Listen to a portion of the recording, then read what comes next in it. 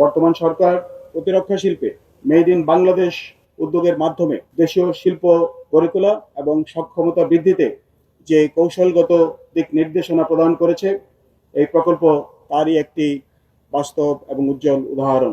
বর্তমান সরকারের প্রতিরক্ষা নীতি বাস্তবায়নের লক্ষ্যে ডিডব্লিউ লিমিটেডকে একটি স্বনির্ভর শিপইয়ার্ডে পরিণত করতে বিভিন্ন উদ্যোগ গ্রহণ করা হয়েছে।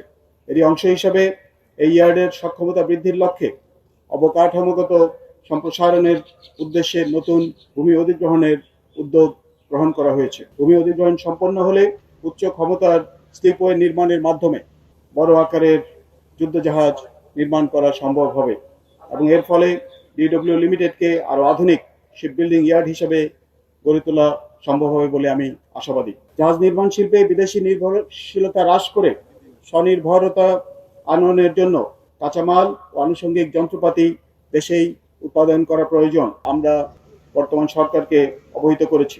সম্প্রতি মাননীয় প্রতিরক্ষা উপদেষ্টা গত 18 মে এই ইয়ার্ডটি পরিদর্শন করেছেন। মাননীয় উপদেষ্টা এই ইয়ার্ডের সক্ষমতা বৃদ্ধি, আত্মনির্ভরশীলতা অর্জন, দেশীয় শিল্প প্রতিষ্ঠানকে সংযুক্ত করে আধুনিক জাহাজ নির্মাণ এবং ব্যাকওয়ার্ড লিঙ্কেজ তৈরি সহ বিভিন্ন সক্ষমতা অর্জনে সরকারের পক্ষ হতে পূর্ণ সহযোগিতা প্রদানের আশ্বাস প্রদান করেছেন।